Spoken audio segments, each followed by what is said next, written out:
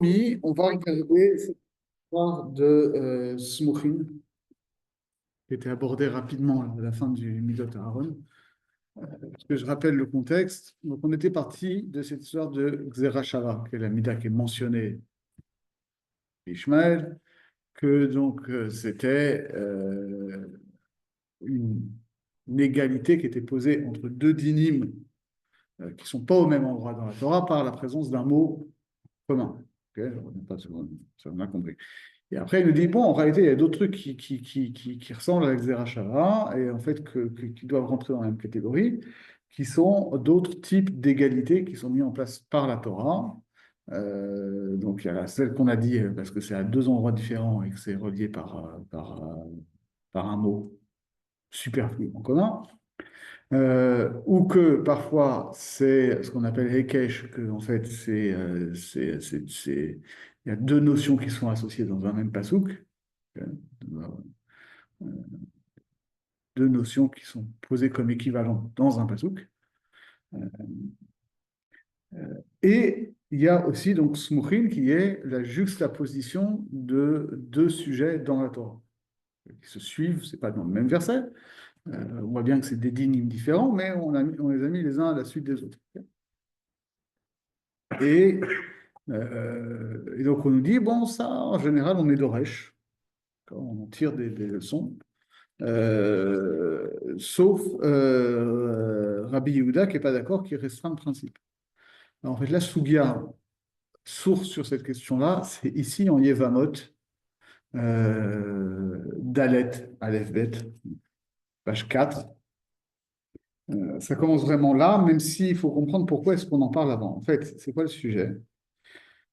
Ici, au début d'Yevamot, Masechet Yevamot, ça commence par cette question de dire, bon, normalement, quand un homme marié meurt sans enfant, sa veuve doit se remarier, enfin, c'est plutôt son frère doit épouser sa veuve.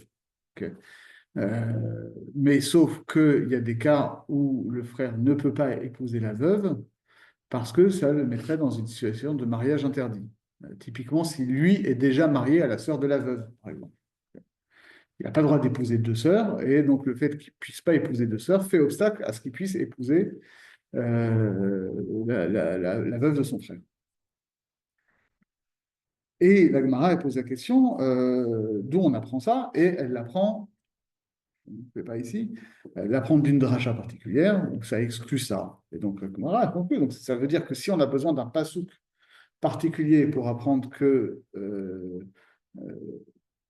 l'obligation de Yiboum ne lui permet pas d'épouser deux sœurs, ça veut bien dire que, à contrario, dans un cas général, s'il y a une mitzvah tassée, une obligation positive, ça l'emporte sur une mitzvah lota, c'est sur un interdit.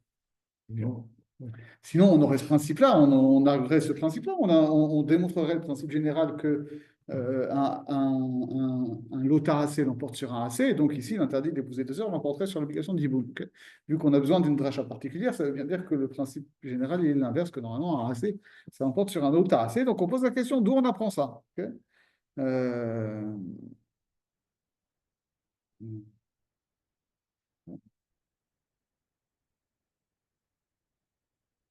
Et donc il dit, voilà, tout l'otarase grida. Donc, il pose la question, là en plus c'est Khayav Karet, donc c'est autre chose, mais même, bien cette notion-là, que juste un outar assez classique, ça repousse, ça cède le pas à un AC. Minalal, on sait que c'est repoussé. Dirtiv, tilbash, pardon, lo tilbash charatnez, gedilim ta'aselecha. D'accord. Il y a un pasuk dans Dvarim, j'insiste parce que c'est important de savoir dans quel sefer, dans quel chumash c'est. Dans Dvarim, euh, on nous dit, tu ne te revêtiras pas de charatnez. Charatnez, que pour l'instant on va définir de manière très large comme un mélange de fibres d'origine différente. Et tu feras על ארבע כנפות כסותך, אשר תכסה, tu feras des tresses, on va dire, hein, aux quatre coins de ce dont tu te couvres. Ok. Ve'amar Rabbi Eliezer, smuchin, d'accord, donc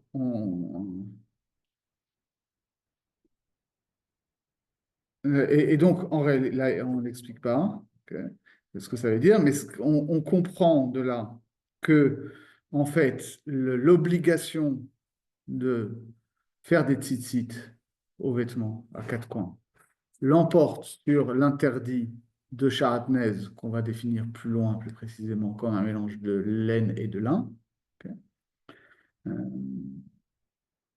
Donc de là, on apprend qu'un racé repousse un lot racé. Il y a un interdit de Shahatnez, mais dans un cas où on a une mise à positive de faire des tzitzit, ça l'emporte sur l'interdit de Shahatnez. Et pourquoi on n'a pas dit la même chose que pour la Yébama? Si tu vois que là, on a besoin du passou.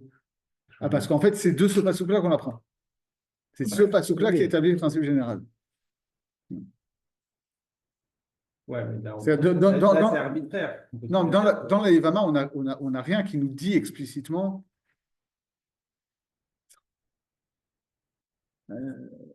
Dans la Yevama, on a rien qui nous dit explicitement que. Enfin, on a quelque chose qui nous dit.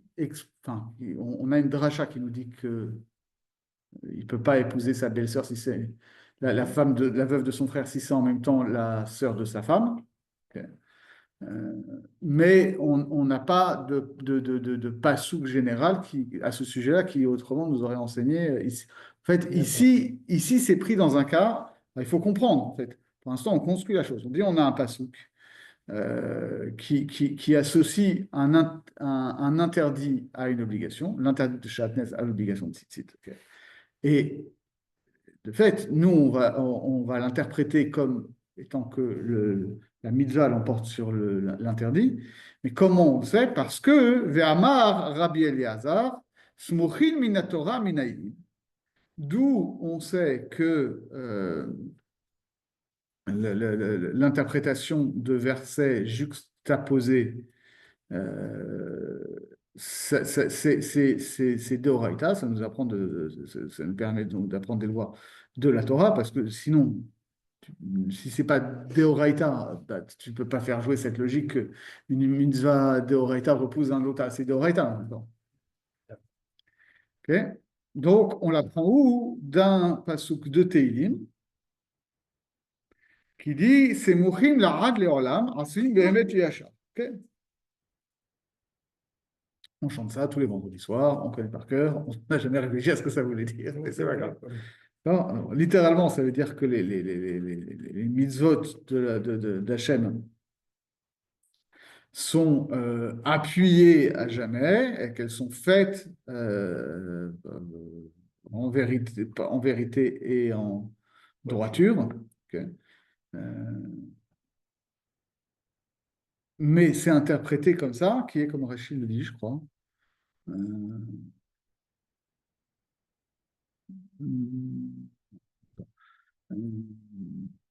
qui veut dire les smouchim, les versets qui sont juxtaposés, sont faits en vérité et en droiture, c'est-à-dire qu'il y a des vérités à déduire de cette juxtaposition. C'est ça que ça veut dire.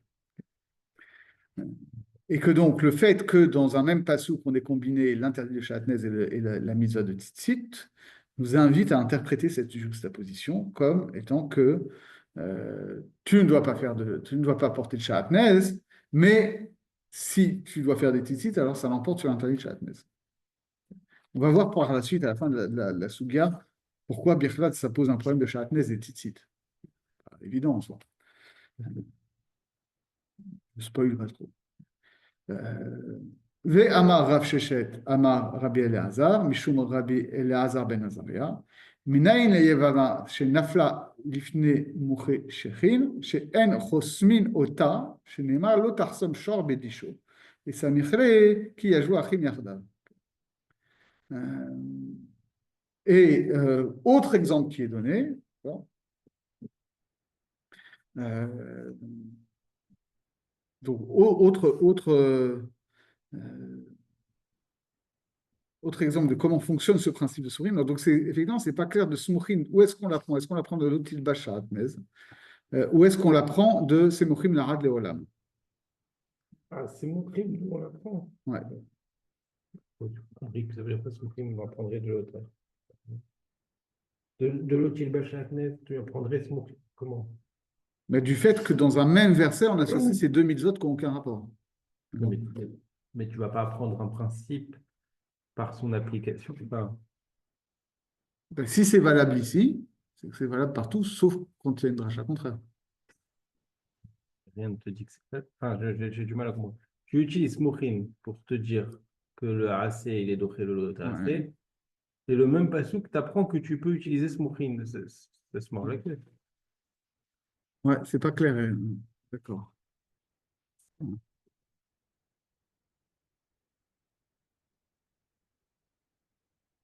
Alors, voyons l'autre exemple qui est donné, qui est d'où on sait que une Yevama qui est censée se marier donc une veuve qui est censée se marier avec son beau-frère, et que son beau-frère, il est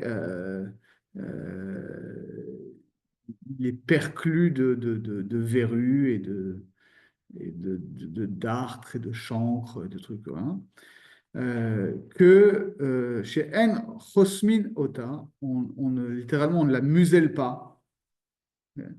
Autrement dit, on ne la force pas à se marier avec ce type qui la répugne, parce que dans le verset suivant, d'accord, euh, c'est-à-dire, c'est toujours dans Dvarim, c'est dans Deutéronome 25, verset 4-5. Le verset suivant parle de quelque chose qui n'a rien à voir, qui est l'otarsum shor bedisho, c'est-à-dire que quand tu mènes ton bœuf pour fouler le blé, tu n'as pas le droit de lui mettre une muselière pour l'empêcher de manger le blé qu'il est en train de fouler. Ok. Donc, c'est effectivement assez tiré par les cheveux. C'est intéressant. C'est intéressant parce que tous les exemples qu'on va donner euh, sont très hétérogènes quant à la nature de la dracha qu'on apprend. Ok. C'est-à-dire, ici, dans Lotil Basharatnes Gedilim Taaselecha, on apprend assez d'Ochel Otase. Ici, on apprend quelque chose qui est effectivement qui est de l'ordre du din, c'est-à-dire qu'une yevama, elle est déliée de l'obligation du yiboum si son yavam est répugnant, mais on l'apprend pour le coup d'une interprétation homilétique de l'Otarsom Shor Bedisho. C'est pas le pshat de l'Otarsom. L'otarsum shor, c'est-à-dire que tu dois pas contraindre ton animal, tu ne dois pas empêcher ton animal de se nourrir. Là, on l'interprète un peu dans l'autre sens, puisque Oui. en fait, on ne la contraint pas à aller faire quelque chose qu'elle n'a pas envie. C'est déjà un peu plus spécial. C'est un smouchin avec une dracha sur l'otarsum, quoi. Ça me fait Yeshua, merde. Yeshua. D'accord. C'est parce qu'on apprend ça. L'otarson shor beticho, tu ne muselleras pas ton bœuf quand il foule le blé. Vesamirle qui a joué à Chimerdav.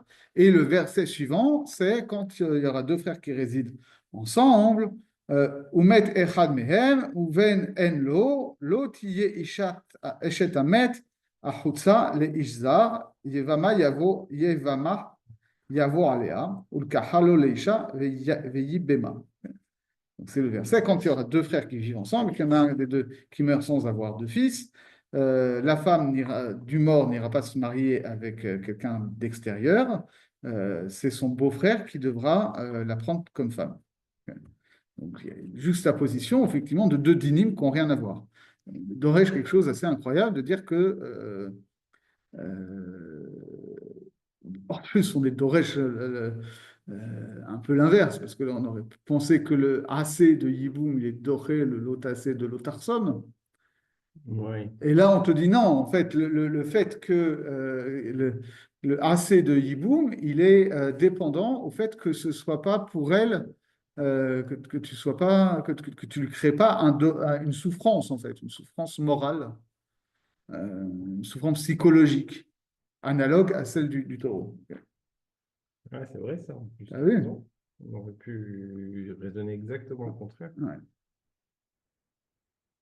Donc, alors peut-être que, ouais, parce qu'en plus, l'ordre, il est le même, hein, c'est l'autre AC, puis après le AC. Donc, on voit bien déjà qu'il y a une certaine plasticité de la dracha de Smouchin. Dans quel sens est-ce qu'on interprète? Ok. Donc, tout ça, on était dans Dvarim, hein, dans Mishneh Torah, dans Deutéronome. D'accord. V'amar Rav Yosef, afilo leman de lo darish Smouchin be'alma, be'Mishneh Torah darish. On est dans Yevamot 4. Rav Yosef dit, même selon les Tanaïm qui pensent que en général on n'interprète pas la juxtaposition des versets, dans le Deutéronome on le fait. Dea Rabbi Yehuda, be'alma lo darish. Rabbi Yehuda considère que c'est pas un principe qui s'applique dans tout le Chumash.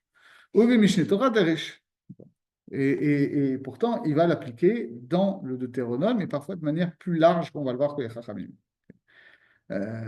Ou Be'alma minanan de l'Odarish, d'où on voit que Rabbi Yehuda, il n'est pas d'Oresh, la juxtaposition des versets, en général. Détania, Ben Azai, Omer, Neemar Mechashefa lo techaye, et Neemar Kol Shochev im Behema mot yumat. Donc il y a ici dans Shemot, ok, donc Shemot 22, il y a les versets 17-18, qui nous disent Mechashefa lo techaye, tu ne laisseras pas vivre une sorcière. Et il y a le verset suivant qui dit toute personne qui couche avec un animal, mot mat sera mise à mort. Ok. Euh, et de là, donc Ben Azaï déduit Samchu Ainian lo Samchu Inyan lo Mashochev im Bema biskila af mechashefa biskila. Et on a cette juxtaposition, elle nous apprend que de la même manière que quelqu'un qui couche avec un animal est passible de lapidation, puisqu'a priori, mot yumat, on l'apprend par une autre dracha, euh, que c'est la lapidation. De la même manière, quand on dit que la sorcière, il ne faut pas la laisser vivre, ça veut donc dire qu'il faut la lapider. Okay. Ne faites pas ça à la maison, c'est purement théorique. Précise, parce que sinon on va envoyer C'est vrai? Des fois, Darmanin et les séparatistes. Ah ouais. Euh, euh, non, non. Amarle Rabbi Yehuda, Rabbi Yehuda lui a dit Vechi mipne shesamchu inyan lo notzi ze l'eskila. Rabbi Yehuda, juste parce que les deux sujets ont été juxtaposés, tu vas en déduire une peine de mort pour l'un des deux. Okay. Pour celui qui couche avec un animal, il y a marqué qu'il sera mis à mort, donc ça c'est ce qu'il a. Ok, je veux bien. Mais la sorcière, il y a marqué l'otechaye, il n'y a pas marqué motumat, d'accord? Elle sera mise à mort. Elle dit, tu la laisseras pas vivre. Okay. Tu la laisseras pas vivre, ça reste un peu vague. C'est pas le langage général de la peine de mort. Et donc, ça veut dire qu'il n'y a pas écrit de peine de mort dans ce sujet-là. Et toi, tu lui imposes une peine de mort juste par une juxtaposition des versets.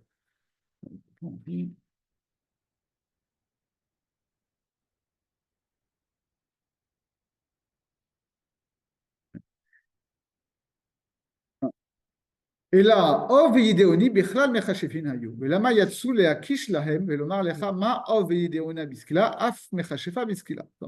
Donc Rabbi Yehuda, vous inquiétez pas, il ne laisse pas vivre la sorcière non plus, mais il dit c'est pas, on l'apprend d'autre part. On l'apprend de Ov Veideoni, c'est les différents types de nécromancie, d'accord, de faire parler les morts. Ça fait partie de la sorcellerie. Et à leur sujet, on a explicité que c'était la lapidation, et donc on comprend de là que tous les actes de sorcellerie sont punis de lapidation. On ne l'apprend pas juste de la juxtaposition. Ce qui serait, on comprend, d'après Rabbi Yehuda, une extension un peu dangereuse. Mais cela dit, il n'a pas l'air d'exclure le principe. Il a l'air juste de dire là, ça ne s'applique pas parce qu'il n'est pas dit clairement que les sorcières doivent être mises à mort.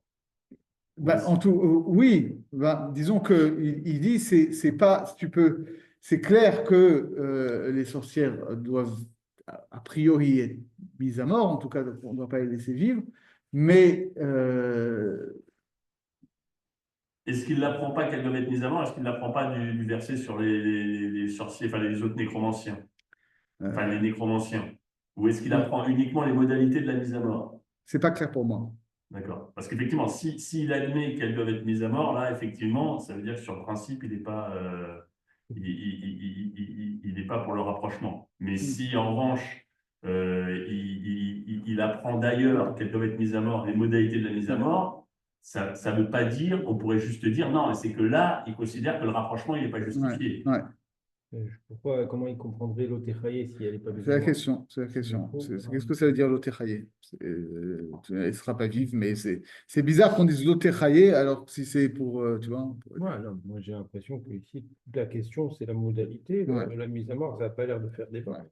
En tout cas, on a quand même un principe général que il faut que la modalité exacte de l'exécution soit explicitée quelque part. Et que donc, sinon, on pourrait avoir un cas, bah oui, ok, il faut qu'elle soit mise à mort, mais on ne sait pas comment, donc on ne peut pas en déduire comment. Et en réalité, c'est même plus fort comme ça, parce que ça veut dire que même s'il admet qu'elle doit être mise à mort et que pour autant, on ne peut pas apprendre de la juxtaposition la modalité de la mise à mort, ça veut dire qu'il n'est pas du tout d'orèche Oui, c'est ça. les juxtapositions. S'il considère que elle ne doit pas rester vivante, ça veut dire être mise à mort, là, effectivement, ça veut dire qu'il sur le principe, il est contre l'interprétation. Voilà. En tout cas, quand il s'agit de déduire une modalité pénale. Ce qui est quand même un cas un peu particulier de ce qu'on apprend, d'accord? C'est parce que. C'est restreint. L'opposition est restreinte. La Gemara ne le dit pas, mais moi j'aurais tendance à le dire. C'est ça qui est un peu perturbant dans cette souga-là, c'est que on est en train de parler à chaque fois de choses très différentes. D'ailleurs, c'est là-dessus qui a commencé. Tout à l'heure, on parlait, oui, parce que assez d'oche et lota assez, mais attends, si c'est un lota assez qui est chayav karet, c'est pas évident que ça repousse. Et puis ensuite, on a posé ce principe-là de assez d'oche et lota assez. Après, on nous parle du cas où, au contraire, elle est déliée de l'obligation de Yiboum si le beau-frère est répugnant. Maintenant, là, on dit non, on n'est pas d'Oresh Smouchin, mais c'est quand même sur un cas très particulier de déduire une peine de mort. Donc, on pourrait comprendre que on ne déduit pas des peines de Smouchin, on pourrait apprendre d'autres choses. Ça, pour l'instant, on n'a pas démontré qu'on n'apprendrait pas un Issour ou un Éther comme on a fait jusqu'à présent. Pour l'instant, ce n'était pas un enjeu de cet ordre-là. Et vous allez voir que d'ailleurs, après, c'est un peu bizarre aussi, parce qu'on dit, on dit Mishneh Torah minalan des Darish, où on voit que dans le Deutéronome, Rabbi Yehuda, il interprète la juxtaposition des versets. Des Tanaan, Nose Adam Anusat Aviv, ou Mefutet Aviv. Anusat Beno, ou Mefutet Beno. Donc, on enseigne dans une Mishnah. C'est plus loin, d'accord? C'est toujours dans Yevamot. Je crois? Non, pardon. Si, c'est ça. J'ai marqué Berachot, ou les Kaman, c'est des aïeux. Ouais, c'est la vraie Souga, c'est plutôt les Kaman, c'est dans Yevamot. Je pense que ça me dit rien, Berachot. Donc, normalement, on ne peut pas épouser l'ex-femme de son père. On est d'accord. On n'est pas chez Lentoven. Mais on considère que si le père a eu des relations avec une femme, soit qu'il l'a violée, soit qu'il l'a séduite, Ça n'a pas créé de lien matrimonial entre eux, et donc le fils ensuite peut se marier avec cette fille-là. Et en fait, plus généralement, ça veut dire que le fils peut se marier avec l'ex-petite copine de son père. Ok. Donc ils n'ont pas été mariés. Bon. Euh, Et Rabbi Yehuda, Oser be'anusat aviv ou mefutat aviv, d'accord? Rabbi Yehuda, lui, dit non, même si c'était une relation extra-conjugale, que c'était un viol ou que c'était un acte de séduction, le fils ne peut pas se marier avec l'ex-petite, l'ex-compagne du père. Amar Rav Gidel, Amar Rav, Ma'eta Ama de Rabbi Yehuda. Donc Rav Gidel, le nom de Rav, il dit d'où il tire ça Rabbi Yehuda, d'Irtiv, Lo yikach ish et eshet aviv. Velo yigale kenaf aviv. Donc ça, c'est un pasouk dans Dvarim. Donc on est bien dans Dvarim. Donc c'est Dvarim 23, 1, 23, 1. Et en fait, on va partir ensuite sur le verset précédent qui est 22, 29. Évidemment, on n'a pas. Alors, il faudrait voir comment c'est. Tu as un fromage, voir si il y a une paracha qui sépare les deux ou pas. C'est intéressant de voir ça.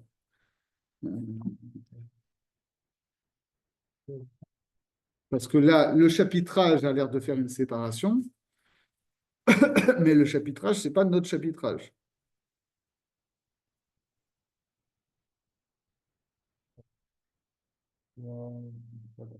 Il y a un samer, d'accord? Donc c'est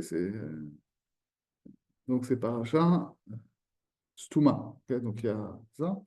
Donc il y a un espace. Il n'y a pas un saut de ligne. Il n'y a pas un retour à la ligne, mais il y a un espace quand même. Mais ça, on passe quand même d'une paracha à l'autre. C'est intéressant. Alors on va le voir, d'accord? Lo yikar ish et eshet aviv. Velo yigale kenaf aviv. D'accord? Le verset dit un homme ne peut pas prendre pour femme la femme de son père, l'ex-femme de son père. Et il ne dévoilera pas l'aile, le coin du vêtement de son père. Ah, mais c'est ça. En fait, ça, c'est le même pasouk, hein, je t'ai dit. Ça, c'est le même pasouk. D'accord. Ça, c'est le même pasouk. Kanaf shera aviv lo yigale. Donc, en fait, ce fait de dévoiler le coin du vêtement de son père, qu'est-ce que ça veut dire? Kanaf shera aviv, en fait, c'est une façon imagée et pudique de dire que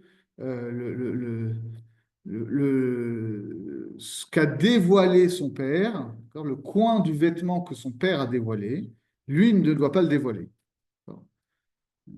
Autrement dit, lui, il interprète que le verset parle de deux choses. Soit c'était la femme de son père, soit c'était une autre femme qui n'a pas été mariée avec son père, mais avec qui son père a eu des relations. Ça veut dire ça, Kanaf Shera Aviv, d'accord? Il l'a vu toute nue, quoi. Bon. Umimaï de Be'anusat Ketiv. Et donc, ok, donc on apprend que là-bas, il y a deux femmes dont on parle, soit c'était la femme légitime de son père, soit la femme avec qui le père a eu des relations. Mais d'où on sait que c'est, par exemple, une femme que le père aurait violée. Okay. Mais Ilouye des Kara, du verset précédent, et qui en réalité donc est quand même dans une paracha différente. Bon. Dans un paragraphe différent dans la façon dont on calligraphie la Torah. Dirtiv, Venatan Aish Ashochev Ima Leavi Anahara Hamishim Kesef. D'accord? Puisque le verset précédent parle précisément du viol. D'accord? En fait, le sujet il commence plus haut. Okay? C'est toute la paracha précédente. Que si, en fait, un homme a violé une femme et qu'elle n'était pas. Que personne qu'elle a crié ou que personne l'a entendu crier parce que c'était dans un endroit où il n'y avait personne qui pouvait l'entendre et tout, donc c'est pas du tout de sa faute. Et il n'y avait personne pour lui venir en aide, et donc lui, il est coupable. Et donc lui, il doit payer, en plus des dommages qu'il aurait causé à cette jeune femme, il doit payer une amende au père de la jeune fille. Bref, c'est le sujet du viol. Donc il nous dit le fait qu'on mette ce verset-là des relations du père au-dessus du sujet du viol, pour Rabbi Yehuda, ça suffit pour dire que le lo yegale kenaf aviv, ça parle du viol aussi. Vera banan. Donc ça, c'est Rabbi Yehuda qui interprète comme ça. Vera banan, ihava samirle kedeka amart. Si vraiment les sujets ils étaient collés, comme tu le dis, on serait d'accord. Ashta de lo samirle. Mais là, les sujets, ils ne sont pas collés. Alors, ça veut dire quoi, ils ne sont pas collés? C'est la grande question. Est-ce que Rachid dit quelque chose? Lo samirle dertiv lo yikach ish et eshet aviv benatei. Parce que, alors c'est Rachid qui donne cette lecture-là, mais on peut, alors là aussi c'est un petit sujet. Parce que vous voyez, il y a quelque chose qui est écrit entre parenthèses derrière. Dertiv lo yikach ish et eshet aviv benataim. Ça, le Maharshal, il supprime cette mention qui serait. Pourquoi il la supprime? Parce que c'est Rachid qui interprète comme ça. Donc si Rachid a besoin de le dire, c'est que ce n'est pas dans la Gemara. Donc ça, c'est typiquement quelque chose, un commentaire de Rachid qui a été inséré par la suite, par erreur, dans la Gemara. Bon. Rachid, il interprète parce que, précisément, le verset parle d'abord de la femme légitime du père, et après de ce mot de lo yigalé. Donc les Chachamim considèrent que cette mention de la femme légitime du père opère une séparation entre le sujet du viol qu'on a traité dans la paracha précédente et la fin du verset qu'on essaye d'éclairer. Okay. Donc c'est intéressant parce que d'après cette lecture-là, ça veut dire que pour Rabbi Yehuda, il suffit que ce soit le verset suivant. Pour les Chachamim, pour qu'on soit d'Ores Limochin, il faut vraiment que ce soit collé, qu'il n'y ait pas d'interruption, même par un demi-verset, quoi. Ça, c'est l'interprétation de Rachid. Okay.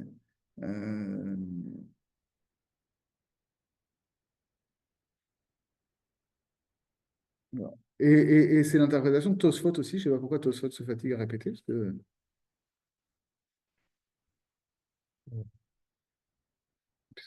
dit la même chose.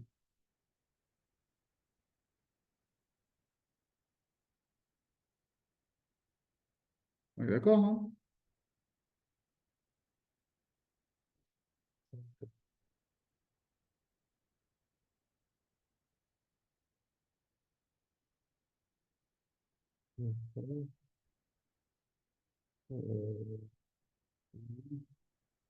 Les Samirle, Loïkach, etc.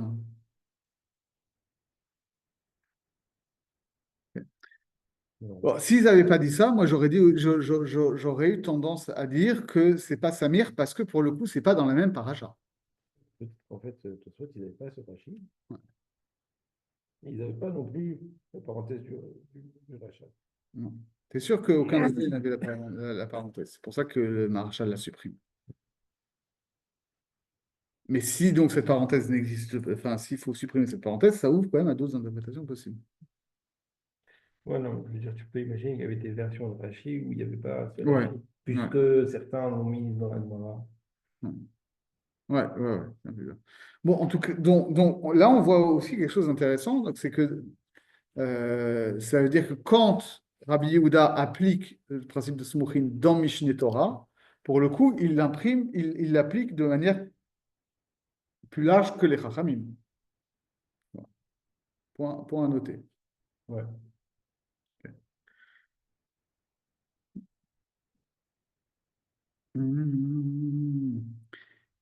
Donc, de là, les Chachamim apprennent Beshomeret Yavam Akatuv Medaber. Et donc, en fait, ce qui gêne les Chachamim, ce n'est pas tellement le fait que ce soit une paracha et une autre paracha, mais il y a un sujet entre les deux. Ouais. Enfin, d'après Rashi et Tosot, quoi. Oui. Et donc les Chachamim disent, ben non, ça veut dire que on ne parle pas de ça, et donc on parlera de Shomeret Yavam, c'est-à-dire que euh, que ce serait le cas, comment ça peut fonctionner? Qu'en fait, lui, comment ça fonctionnerait?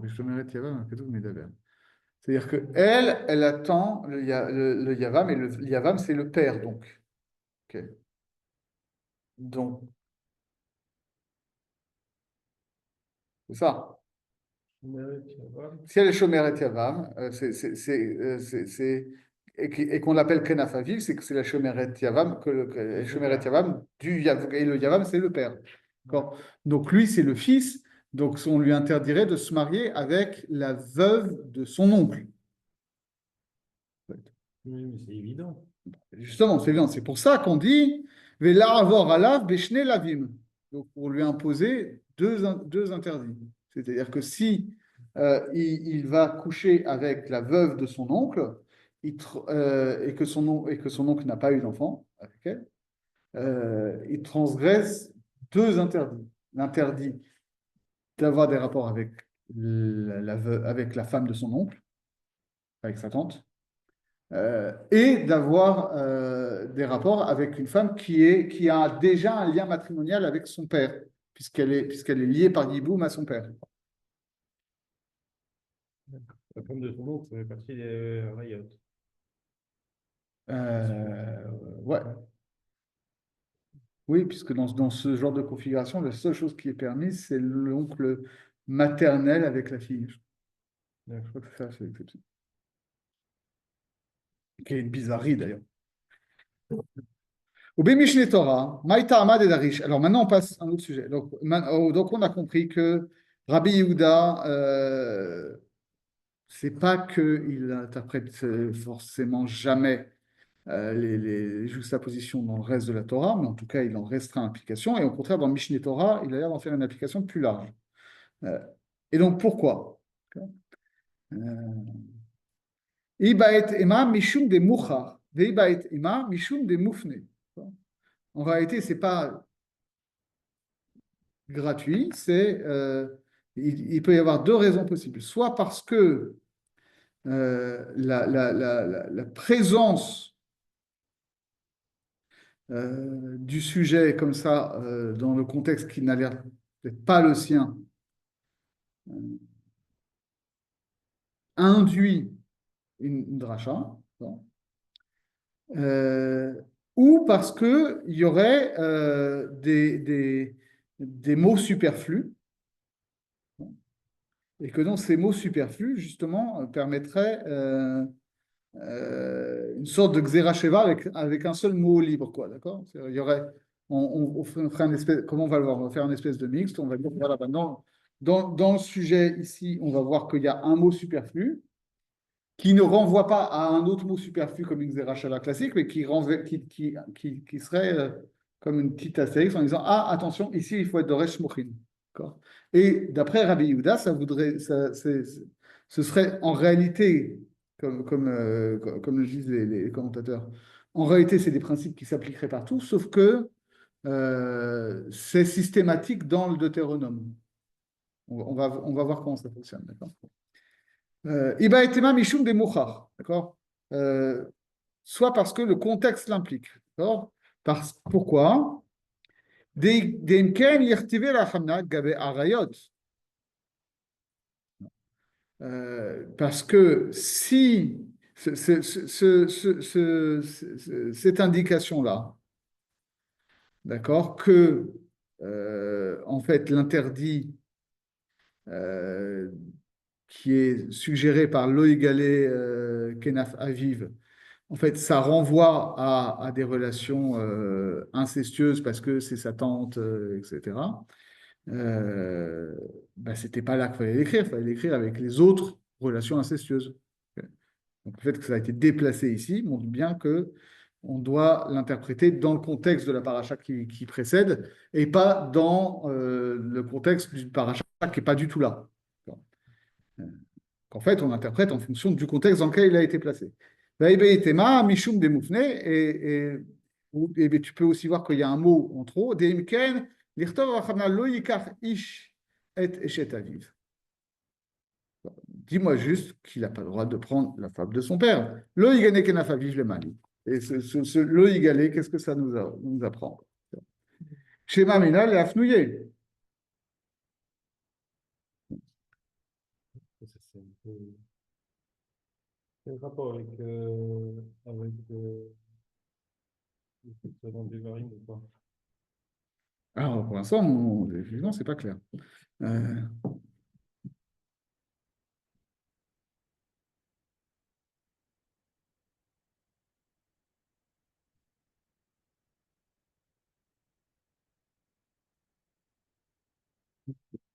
ce qui n'explique pas ici. Attends, est-ce que c'est.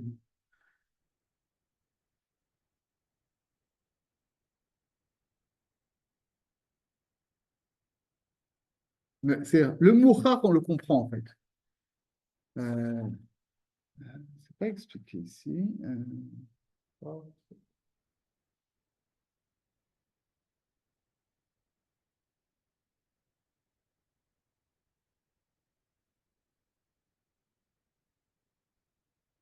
En fait, bon, je ne sais plus où est-ce que c'est dit, mais en fait, l'idée c'est que euh, Mishneh Torah, le Deutéronome, c'est une seule unité discursive. C'est le discours de Moshe Rabbeinu. Ok. Donc, si Moshe Rabbeinu enchaîne certains sujets, euh, ça fait partie de son ordre de discours. S'il avait voulu dire quelque chose à un autre endroit, il l'aurait dit à un autre endroit. Il y a une logique à ce niveau-là. Alors que dans les autres livres de la Torah, ben, pas forcément, en fait. C'est-à-dire, parce que, comme le dit, comme disent certains commentateurs, En Mukdam ou Meuchar Torah, il n'y a pas de avant et de après dans la Torah. Donc, tu peux rien apprendre de l'ordre dans lequel c'est écrit. C'est pas parce qu'il y a un sujet, parce que c'est une révélation, puis aussi au niveau chronologique, c'est une révélation qui s'étale sur 40 ans. Donc ensuite, quand le Baruch Hu, il donne soit que c'est écrit dans l'ordre où c'est révélé, mais il peut y avoir tout un espace qui s'est déroulé, tout un temps qui s'est déroulé entre les deux, soit que Dieu lui a tout dicté d'un coup, mais il a sa logique du discours qui n'incite pas forcément aussi facilement à de tels liens. Alors que dans le discours de Moshe Rabbeinu, c'est un seul discours. Donc s'il dit les choses dans cet endroit-là, c'est que cet endroit-là, il a une importance. En ce cas, pour Mouchar, Moufné, c'est pas si clair que ça. Mais c'est le mot libre. Ouais. j'ai l'impression qu'il faut les deux conditions. Il faut que ce soit et dans des barim et que tu sois dans une situation de mourir ou moufne. Non? Sinon, il va pas être d'Oresh toutes les parachutes les unes collées aux autres. Ah, ça c'est cumulatif, oui. Non, c'est pas Pachout, c'est pas Pachout. C'est-à-dire que là, ils sont en train d'expliquer pourquoi dans Deutéronome, ils font ça. Et donc, il faut qu'il y ait, dans Deutéronome, il faut qu'il y ait le contexte ou le mot libre. Oui, mais en fait, ce qui a l'air de ressortir, c'est que dans Deutéronome, c'est toujours Mouchar, puisque c'est l'ordre du discours qui l'implique. D'accord. Et alors, moufné, c'est un peu plus bizarre, parce qu'on a l'air de dire il faut qu'il y ait moufné, mais Je sais pas, moi, de Rachid, j'ai l'impression que le mourir, comment dire, c'est conjecturel. C'est-à-dire chaque sujet, il a là, il est en train de nous expliquer que ce sujet-là, il aurait fallu l'écrire ailleurs. oui. Donc, c'est pas parce qu'il est dans des variables que c'est mon frère. C'est parce qu'il avait une place ailleurs. Oui, non, mais alors, justement, les choses sont. C'est qu'on n'explique pas effectivement pourquoi il le fait uniquement dans des variables. Ouais, il y a les deux choses. Laissons moufner de côté pour l'instant, parce que ça a l'air d'être un autre sujet, même si les deux sont bien équivalents. Soit tu dis que il faut être et dans Mishneh Torah, et que ce soit Mouchar, c'est-à-dire que le sujet ne soit pas traité au bon endroit, pour dire le fait que Moshe Rabbeinu, dans son ordre unitaire de discours, les traiter à un autre endroit, implique d'être Doresh Mochin. Alors que dans que dans la Torah, pas forcément. Ok. Ou alors, en fait, c'est aussi c'est aussi une question d'échelle. C'est-à-dire qu'il y a euh, parfois dans les autres livres de la Torah, tu n'as pas forcément d'ordre, tu as des sujets qui sont traités sans qu'il y ait une suite logique. Et il peut quand même y avoir du mouchar où parfois il y a vraiment un din qui est donné dans un contexte qui n'a vraiment rien à voir. Mais là, il sera d'Oresh. Peut-être. Sinon, Parce qu'on n'a pas exclu ça, d'accord? Parce qu'effectivement, dans Mechal Sheva Techaye, il y avait rien de mouchar, au sens où sinon, ce qu'on peut dire, c'était pas out of place.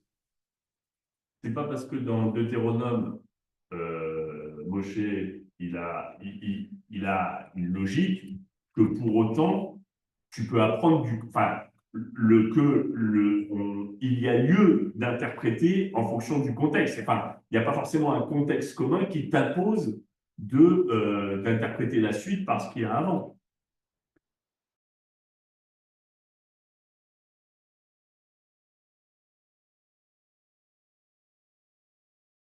Ça ne prête pas forcément lieu, ça ne donne pas forcément lieu à une interprétation entre les deux. Il y a une cohérence de l'un après l'autre. Pour autant, est-ce que on peut avoir l'occasion d'interpréter, c'est peut-être autre chose. Enfin, en fonction du contexte. Oui, oui, et au contraire, le mouchar a l'air de vouloir dire que plus c'est incohérent, plus ça suggère une interprétation. Oui, voilà, c'est ça. Tout comme moufné, quoi. Donc ça voudrait dire que finalement, il y a plus de bizarreries dans Mishneh Torah, ou en tout cas que les bizarreries seraient plus signifiantes dans Mishneh Torah qu'ailleurs. Ça, d'accord. Ouais. Bon, partons sur cette hypothèse, même s'il y en a qui élargissent la chose. Mais j'avais trouvé les références, c'était pas mal. Je peux trouver ça. Tu dis que le fait même dans des varimes, c'est en soi quelque chose de neutral. Il n'y a plus de limite. Enfin,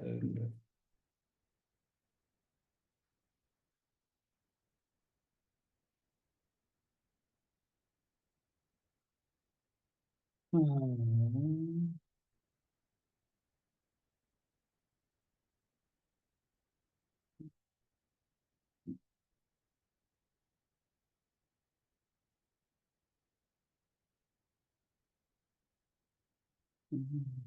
Bon. תימן, אחא הוא דלא דריש סמוכים משום דבר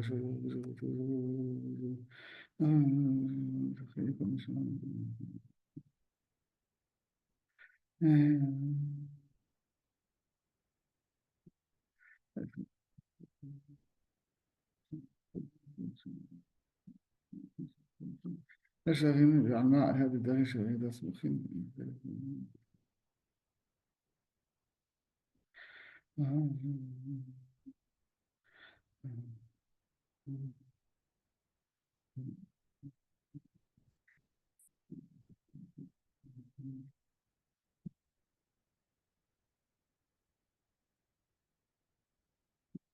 Ouais, vous regarderez le Tosfot là, qui commence Vechim ipne chez Samchou, Inyan Lo, etc. Il montre qu'on voit dans d'autres dans d'autres sougiotes que Rabbi Yehuda en fait aussi des smouchines ailleurs dans la Torah si c'est mouchach ou moufné. En fait. Mais c'est une discussion entre Rishonim, effectivement. Bon, restons sur les principes généraux. Okay. Et donc, les Gavé Tzitzit Nami Ibaetema Mishum de Mouchar et Ibaetema Mishum de Moufné. En tout cas, on voit que la Gemara, elle s'attache à montrer que dans Mishneh Torah, il faut une des deux conditions. Quoi. Là, on a les deux, mais Ibaetema, c'est au moins une des deux. Ibaetema Mishum de Mouchar, Demken Yertiver Achamna Gavé Parashat Tzitzit. Le Maïchatat Tiva Acha. Le Gedelim Ta Selecha, il tombe comme un cheveu sur la soupe. Ça relève ça aurait dû être écrit avec la mitzvah de Tzitzit. Pourquoi est-ce qu'on l'a reparachuté ici? Pour faire un lien. Alors là, on peut comprendre, effectivement, on peut faire un lien avec Shatnez. Donc c'est on le remet dans le même passouk. Veiba etema mishum des moufnés. On peut aussi démontrer qu'il y a des choses en trop dans ce verset-là. Mikede katav ou beged kilaim shatnez lo ya'ale alecha lo tilba shatnez damali. On a déjà énoncé le issur de shatnez, d'accord? On a dit c'était dans Vaïkra, d'accord? Vaïkra 19-19. Des vêtements de fibres mêlées qu'on appelle shatnez, tu ne mettras pas sur toi. Donc, ça, on a déjà dit l'interdit de shatnez. L'autil va shatnez namali. À quoi ça sert de répéter shatnez? En fait, donc, on a deux parties dans le pasouk. Soit c'est la mitzvah de tzitzit qui est pas au bon endroit, on aurait dû en parler quand on parle de tzitzit. Ok. Alors pourquoi? Et soit c'est shatnez qui est superflu parce qu'on a déjà annoncé la mitzvah de shatnez, et donc on est doresh ça. Ok. Alors on pourrait poser la question, et pourquoi est-ce qu'on ne dit pas que Gedilim Ta'aselicha, c'est ça qui est moufné? Pour le coup, le tzitzit aussi, on en a déjà parlé. Ok. Ça, je me risquerais à une réponse parce qu'en fait, de Gedilim Ta'aselecha, on apprend le nombre de fils dans les tzitzit. On apprend des halachot sur combien il faut de fils dans les tzitzit de Gedilim Ta'aselecha. Puisque Gedil, c'est déjà une tresse, donc c'est déjà deux fils, donc Gedilim, ça veut dire qu'il faut deux fois deux fils, quoi. Quatre qui sont passés dans le truc, ça fait 8. Ok. Donc c'est pour ça qu'il ne dit pas que le Gedilim, c'est moufné. Ok. Je propose, personne sur la page le dit, mais je propose. Et Afnouye. Non, mais non, tu ne peux pas dire que l'Otibacha Atnez, il sert à rien parce qu'on en a besoin.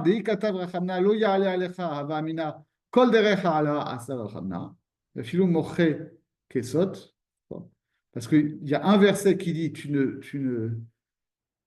ne mettras pas de chatnez sur toi, il y en a un qui dit tu ne t'habilleras pas de chatnez. Si on avait dit juste tu ne mettras pas de chatnez sur toi, j'aurais pu penser que même quelqu'un qui juste met un vêtement sur son épaule parce qu'il vend des vêtements, ok, il ne s'habille pas avec, juste il le porte sur l'épaule, ça ce serait interdit. D'accord. Katav Rachamna, l'otil bash shatnez, donc c'est pour ça que le Shulchan a dit tu ne te revêtiras pas de shatnez, Dumia del Visha, Deit be Anaha.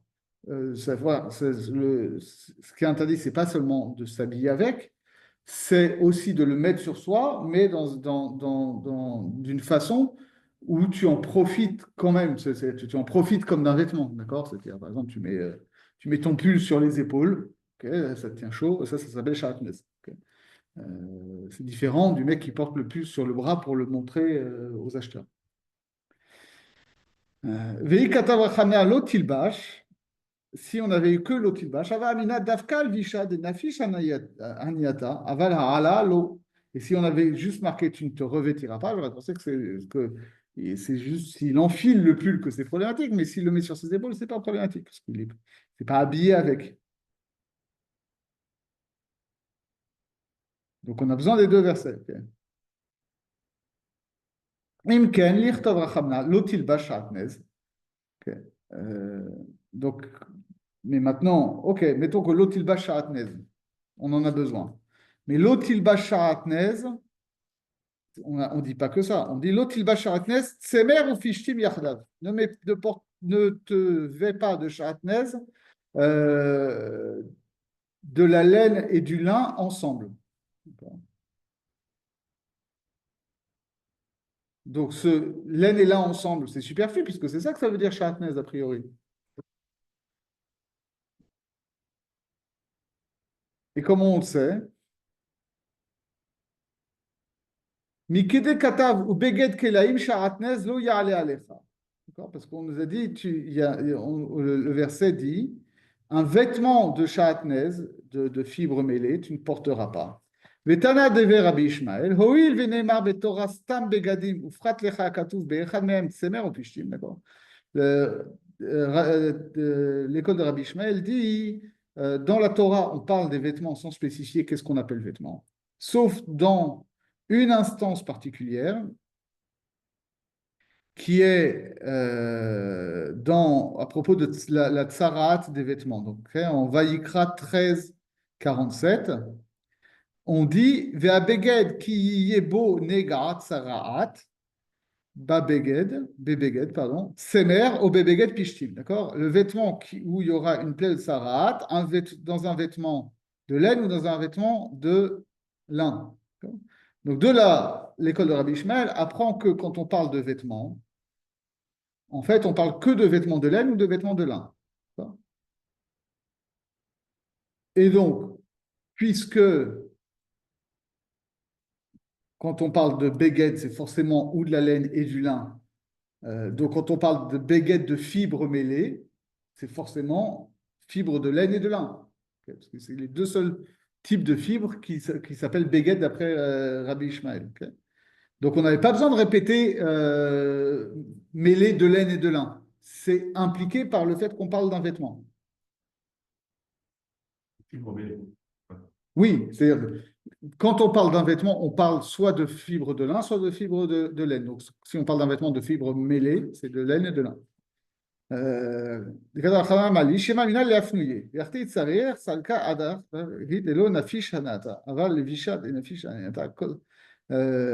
Alors, on aurait pu, non, on pourrait objecter, puisque finalement, il a fait faire attention dans les versets. Où est-ce qu'on parle de tsemer ou fishtim? Lotilba shaatnes tsemer ou fishtim yarda. D'accord, c'est pour se vêtir qu'on précise de laine et de lin. Mais donc, j'aurais pu penser que, en fait, alors que l'autre verset qui dit Lo ta'ale alecha, c'était là. Beged kilaim shatnez. Ouais, il est où le verset? Écrit. Voilà. Beged kilaim shatnez lo ya'ale alecha. D'accord? J'aurais pu penser, dit-il, comme ça, il dit comme ça. Je viens de faire. Verti tsayer salkada hala hi delo nafish anata, aval levisha de nafish anayata, kol tremine asar achamna. D'accord? Si on ne voulait pas préciser dans l'habit que l'interdit de chatnez, même pour s'habiller, c'est que le mélange de laine et de lin, j'aurais pu croire que quand le verset nous dit tu ne mettras pas sur toi un vêtement de fibres mêlées, là, c'est que de la laine et du lin, puisque c'est finalement juste mettre son pull sur les épaules, c'est moins impliquant que de mettre vraiment le pull. Donc là, on a interdit le chatnez de laine et de lin, mais quand il s'agit vraiment de s'habiller, on a été plus strict, on a interdit le mélange de tout type de fibres. Donc c'est pour ça que même pour s'habiller, on a restreint les mélanges de fibres interdites à laine et lin. Je répète. J'ai besoin. Moi, Dans le fait, dans le fait de mettre le pull sur les épaules, okay, on a dit tu ne mettras pas sur tes épaules un vêtement qui est en kilaïm. Okay. De la vêtement de kilaïm, d'après Rabbi Ishmael, ça veut dire laine et lin, déjà. Mais d'où il sait ça? C'est parce que ici, c'est. Parce que lui, il comprend que beged, c'est ou laine ou lin. Donc beged kilaïm, c'est un mélange de laine et de lin. Mais parce que Yotimina Klal, non? C'est pas pour ça? Non, en bichal et mashebifrat, d'accord? Le verset dans Vaïkra dit les vêtements, et les vêtements de laine ou les vêtements de lin. Donc lui, il comprend quand on parle de beged. Ah, c'est pas le Tsemer Opishin de Devarim qui lui fait apprendre que les vêtements. Non, Ouais, c'est celui de Sarat. Je reprends. D'après cette lecture-là, le verset en Vaïkra 19-19 qui dit Beged kilaim sharatnez lo ya'ale alecha, tu ne mettras pas sur toi un vêtement de kilaim, de mélange sharatnez, d'accord? Donc là, vêtement mélange, Rabbi Ishmael dit c'est mélange de lait et de lin, parce que quand on parle de vêtements, de beged, c'est ou laine ou lin. Okay. Donc, on aurait pu penser que juste mettre le pull sur les épaules, c'est interdit, que c'est de la laine et du lin. Mais dans le verset où on s'habille, où il y a marqué Lotilbash Sharatnez, donc il n'y a pas marqué Beged. Pas marqué Beged. On a dit tu ne te revêtiras pas de Sharatnez. J'aurais pu penser ici que justement, la restriction qui vient de Beged, qui est de laine et de lin, ne vaut pas pour le fait de s'habiller. Que donc Sharatnez voudrait dire ici n'importe quel mélange de fibres. C'est pour ça on aurait eu besoin de repréciser aussi ici que Sharatnez aussi, c'est que laine et lin. Donc le laine et lin dans l'Otilbash Sharatnez, il n'est pas superflu. Ce serait cette lecture-là.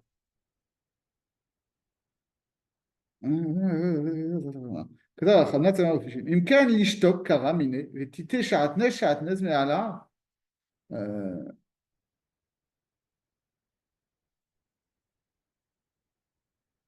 Alors non, on passe un peu à autre chose. Enfin non, on continue, on passe. Mais alors, ok, bah, ne me parle pas, ne m'écris pas.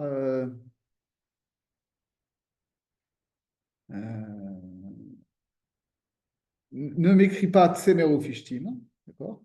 Et j'aurais pu faire une Zeracheva de Shahatnez, ok? Parce que pour le coup, Shahatnez, c'est un mot, on ne sait pas trop ce que ça veut dire. Donc j'aurais pu déduire que le verset dans Vayikra m'a défini Shahatnez en disant que c'est Beged Kilaim, ok? Et ici, la récurrence du mot Shahatnez, j'aurais compris aussi que vous avez une Gezeracheva sur Beged ou Fishtim, ça aurait très bien marché. Parce que sinon, il fallait me dire l'autre, il bâche kilaïm. Et là, j'aurais pu dire, OK, ici, kilaïm, c'est un mélange de n'importe quelle fibre. Chatnez, c'est un mot quand même suffisamment précis qui est défini par beged kilaïm pour qu'on puisse transférer la dracha de Rabbi Ishmael.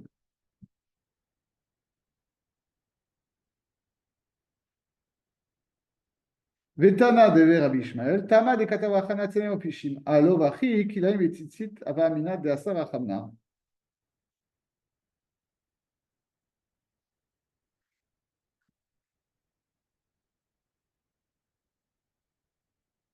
Et donc, ça veut bien dire que Tzene Opishim, il est entre eux ici. Donc, Rabbi Ishmael enseigne pourquoi est-ce que dans l'Otil Basha Atnez, il a répété Tsemer Fishtim. C'est pour nous enseigner ce à quoi on veut arriver, donc, que dans les.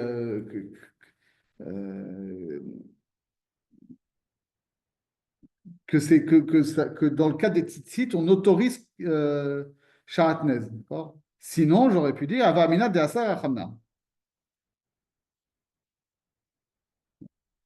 Donc maintenant, a priori, on a établi ça. Maintenant, on va essayer d'analyser ça en essayant de le remettre en cause.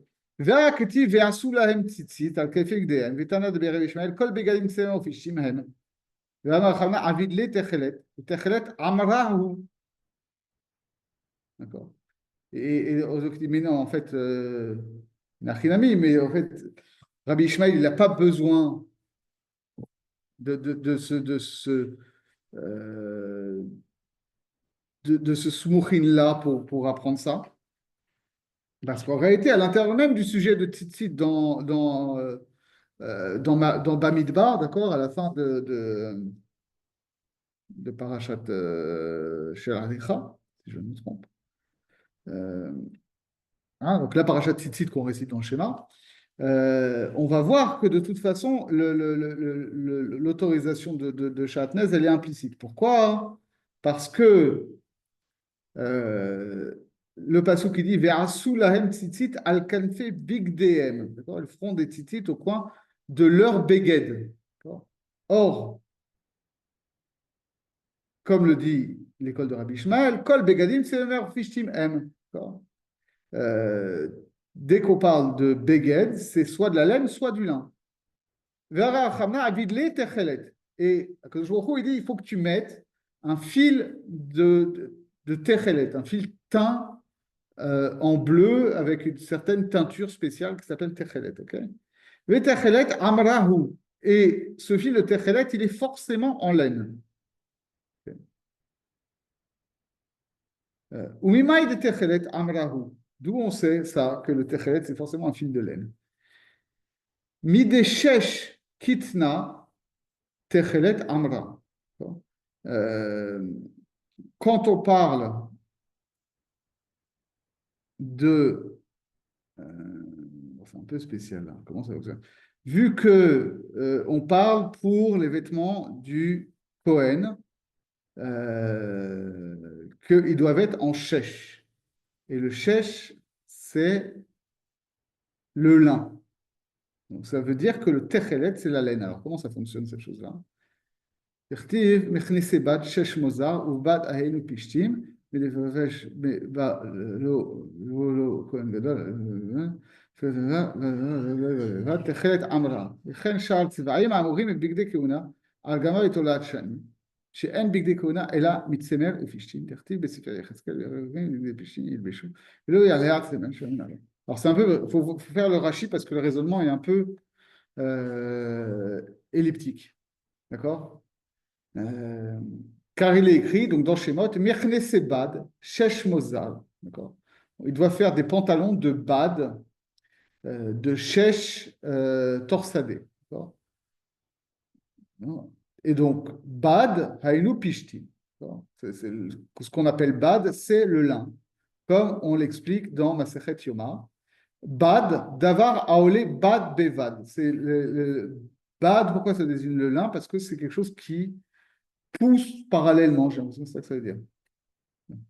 Donc, vu que pour le pantalon et les autres, voilà, pour le pantalon notamment, on précise que c'est en lin, alors ça veut dire que les autres fibres qui vont composer les vêtements du Kohen Gadol, Techelet, c'est de la laine.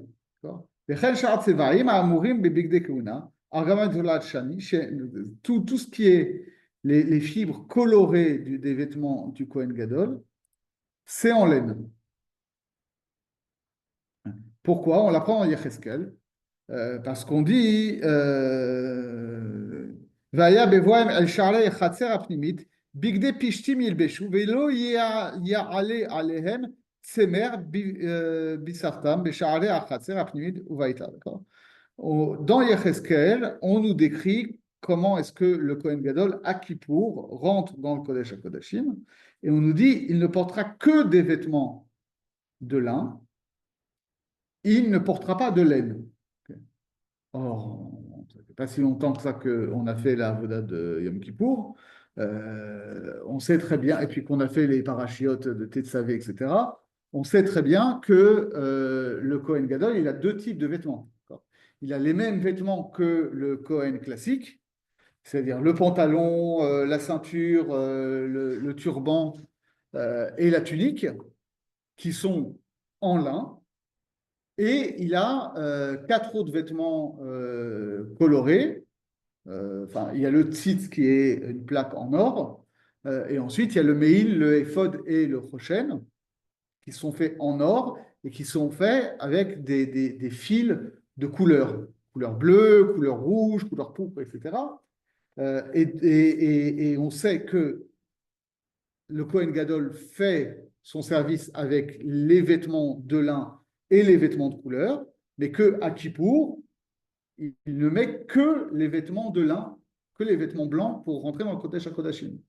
Et donc, quand le Yecheskel nous dit que quand il rentre dans le Kodesh HaKodashim, il ne porte pas de laine, c'est pour nous dire que les fibres de couleur sont forcément sur de la laine. Alors, en réalité, il y a une raison physique qui est assez intéressante. C'est que ces colorants-là, le Techelet, Argaman et Tola'at Shani, sont des colorants d'origine animale. Tola'at Shani, comme l'indique son nom, Tole'at, c'est un ver. Okay. Je ne sais pas si c'est une sorte de cochenille ou je ne sais pas quoi, mais c'est un verre dont on extrait un rouge carmin, quoi. Argaman, c'est de la pourpre, ça vient du Murex trunculus. C'est un mollusque, c'est un escargot de mer, okay, qui pullule notamment sur la côte phénicienne. Pourquoi est-ce que les Phéniciens s'appellent Phéniciens? C'est pas ça? Non. Phéniciens. Donc, les Phéniciens, c'est cette peuplade qui était sur la côte actuellement libanaise, Tyr, Sidon, etc., qui étaient des grands marchands qui ont créé des comptoirs marchands et ensuite des colonies jusqu'à l'actuelle Tunisie, Carthage, Ibiza, etc., donc jusqu'à l'ouest de la Méditerranée. Et donc, c'était connu comme des marchands, par les Grecs notamment. Et les Grecs les appelaient Phéniciens parce qu'ils vendaient notamment ce que les Grecs appellent phoenix. Phoenix, c'est la pourpre. Mais eux-mêmes ne s'appelaient pas Phéniciens. Eux-mêmes, ils s'appelaient Kénaranim. Ils sont des Cananéens, au même titre que les Cananéens de Eretz Kénaran. Et donc, ils parlent cananéen. C'est pour ça que, or, l'hébreu est un dialecte cananéen. Donc, en fait, quand vous parlez hébreu, vous pouvez lire le carthaginois, par exemple. D'où ça vient Carthage? Carthage, c'est tout simplement Karta Hadasht, la cité nouvelle, c'est Villeneuve. D'accord. Hannibal, le grand général Hannibal, qui a traversé les Alpes à dos d'éléphant. C'est Haneni Baral. Baral m'a fait Hen. Si ça vous intéresse, il y a un texte qui s'appelle, il y a Salomon Munk, qui était le grand orientaliste français du 19e siècle, qui a notamment fait la première édition du texte arabe du Moré Nevuchim, la première traduction en français du Moré Nevuchim, celui qui a découvert que le Avi Sebron, qui avait écrit Fons Vitae, c'était pas un philosophe musulman, mais c'était un philosophe juif, que c'est Rabbi Shlomo Ibn Gabirol, qui a écrit Mekor Chaim, parce qu'il a retrouvé un résumé en arabe du Mekor Chaim de Gabirol, qui est donc effectivement un résumé du Fons Vitae. Bref. Il a écrit aussi un petit texte qui s'appelle L'inscription phénicienne à Marseille. Il a retrouvé à Marseille une inscription phénicienne qu'il a transcrite et traduite, et ça se lit comme de l'hébreu, d'accord? On parle des corbanotes, des zvachim, des kohanim, etc., alors que c'est un temple phénicien païen, quoi, cananéen. Et donc, les Phéniciens s'appellent Phéniciens parce qu'ils vendent de la pourpre. La pourpre qui est un colorant qu'on extrait de ce mollusque qu'on appelle Murex truculus. Et le techelet des tzitzit, en fait, il vient aussi du Murex truculus. On l'a découvert récemment parce qu'on se doutait depuis longtemps que ça devait venir ça.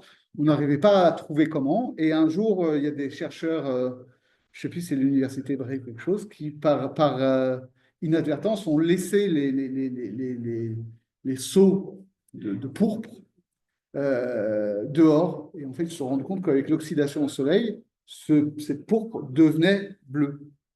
Donc, ça explique pourquoi on a perdu le Techelet. Parce que ce qui s'est passé, c'est qu'à un moment de l'histoire de Byzance, il y a eu un décret impérial qui a dit la pourpre est réservée à l'usage exclusif des vêtements de l'empereur, sous peine de mort.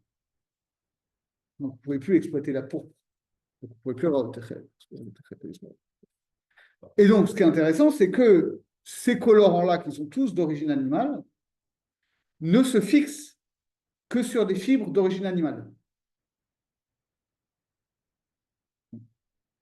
D'accord. Donc, en fait, c'est pour ça que ça tient que sur la laine, ça ne tient pas sur le lin. Donc, ça veut dire que quand tu dois faire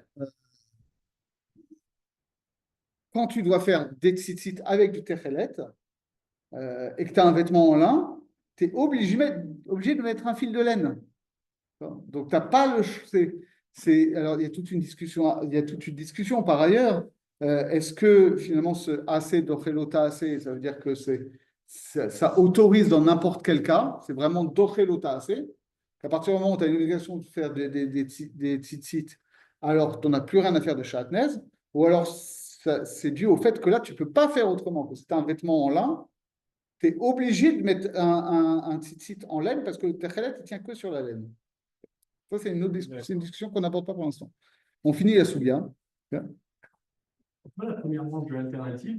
Soit on dit à partir du moment où on a été d'Oresh que tzitzit, ça l'emportait sur l'interdit de Shatnez, alors à ce moment-là, même si on pouvait faire des tzitzit avec autre chose que de la laine, à partir du moment où on fait des tzitzit, on n'a pas à se poser la question de shatnez ou pas. Nafkamina, par exemple, aujourd'hui, c'est-à-dire qu'aujourd'hui, où on ne met plus forcément Techelet parce qu'on a perdu, et il y a beaucoup de poskim qui considèrent que, moi je ne suis pas d'accord avec ça, qui considèrent qu'à partir du moment où on n'a pas une massorette claire, alors on ne peut plus faire du Techelet, donc on met que des tzitzit blancs. Si on considère que l'obligation de tzitzit l'emporte sur Shahatnez, même sans nécessité, ça voudrait dire qu'on peut mettre des tzitzit en laine sans Techelet sur un talit en lin. C'est pas si pas chose que ça. D'ailleurs, c'est la discussion qui suit en fait. Saka de Rava Rami ketiv akanaf min kanaf tit semer ofishim haketzat semer ofishim potrin ben beminan ben shelo beminan shar minin beminan potrin shelo beminan en potrin. Bon. Donc, et parce que Rava il dit il y a marqué al tzitzit akanaf, d'accord. Lui, il comprend cette précision de tzitzit sur le coin, ça veut dire que le tzitzit doit être de la même matière que le coin. Et pourquoi on précise ensuite semer ou fishtim, d'accord. Ici, lui, il l'interprète autrement que Rabbi Ishmael. Il dirait que ça nous permet d'apprendre que, imaginons que tu as un talit en soie, tu peux faire soit des tzitzit en soie, parce qu'il faut que ce soit de la même matière que le tissu, soit des tzitzit en laine, soit des tzitzit en lin, parce que la laine ou le lin, ça marche comme tzitzit sur n'importe quel tissu. D'ailleurs, moi, j'ai le talit de mon père et le talit de mon grand-père d'Algérie, qui sont des talits en soie, avec des tzitzit en soie. Et non seulement ça, mais en plus, les tzitzit sont de la couleur du talit. C'est-à-dire, c'est des talits bleu et blanc, et les tzitzit sont bleu clair.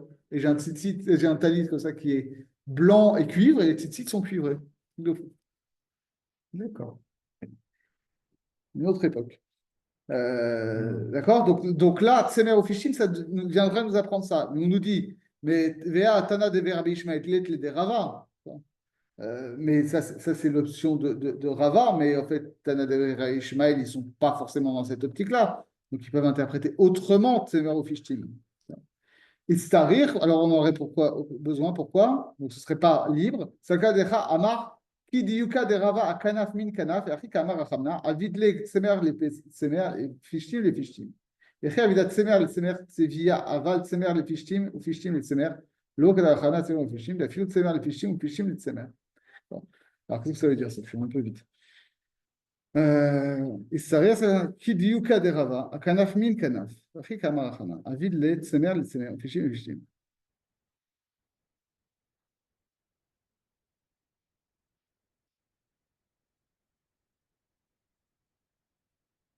לגבי טלית של צמר פישין, דריש לי, כי בדיוק דרבה דריש.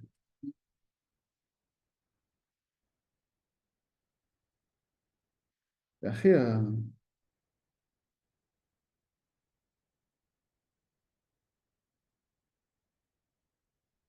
je sais pas compris. Reprenons.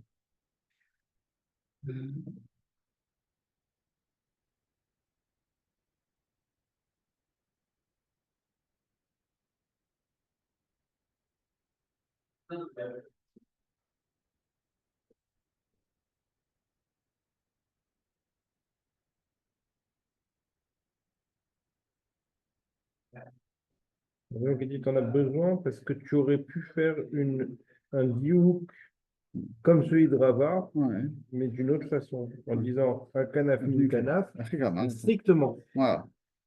Et si tu as אביד לה, צמר לפסר, un tsemer, tu peux mettre que du tsemer. Voilà. Si tu as un pichim, tu peux mettre que du pichim. voilà.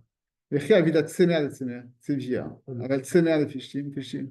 Voilà. Et l'occasion qui Et donc, si tu as un vêtement de laine, tu mets des tzitzit en laine et tu peux mettre du techelet. Okay.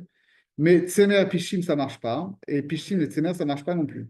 C'est pour ça que je retrouve, il a écrit tsemer ou fishtim. Il y a filou tsemer et fishtim ou fishtim et tsemer pour te dire que tu peux mettre l'un pour l'autre. Donc, maintenant, conclusion de la Souga, en tout cas. Finar les Rabbi Ishmael, l'état des Rabbi Ishmael.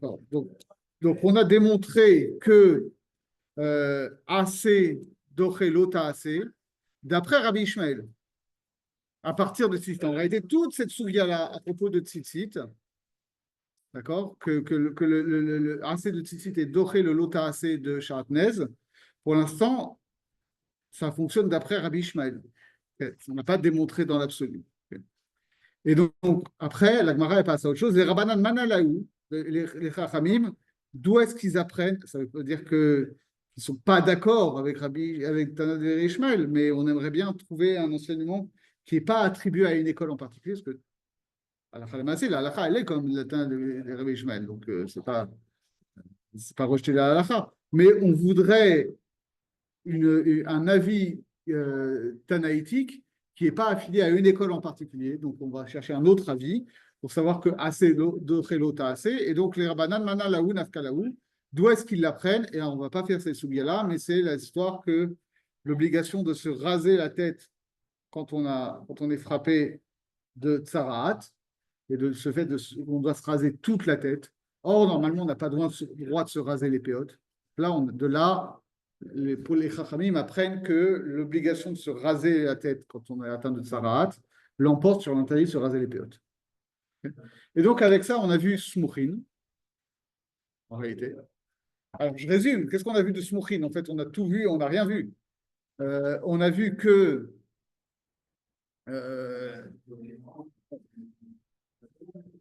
dans le Deutéronome, tout le monde est d'accord que ça marche.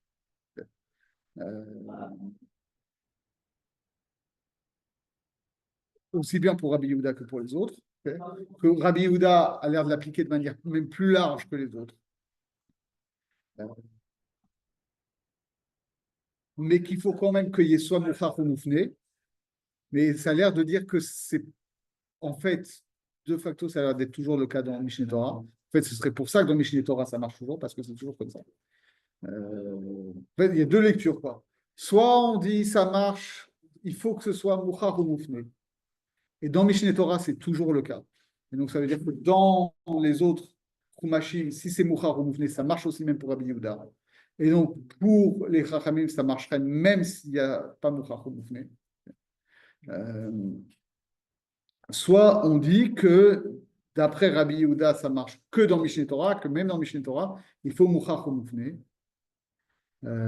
Et que pour les Chachamim, ça marche même ailleurs. Et a priori, d'après le cas de Mechashefat Lotechaye, ça marche même sans Mouchar ou Moufné parce qu'on ne l'a pas fait intervenir là-bas. Quand on dit ça marche, ça veut dire On peut est le faire, ouais. mais pour d'autres raisons que. Ouais. Ça veut pas dire systématiquement, on va. Non, pas systématiquement. Si on peut le faire. Voilà. Si on a besoin d'un éclaircissement, la juxtaposition peut fournir cet éclaircissement. Ça fonctionne comme une sorte de Xera Shava, quoi. Ça rapproche les choses.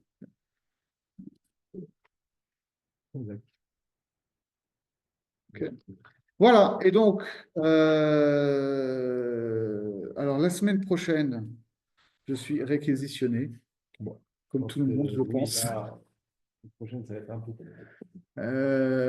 Par contre, Cholamoued Pessar, si vous êtes là, on peut faire. Si vous êtes chaud. On peut pas te signer maintenant. Je sais pas. Bon, on fait le point la semaine prochaine. Et sinon, au pire, on se revoit dans 3 semaines. OK? Exact. Allez, Chazak.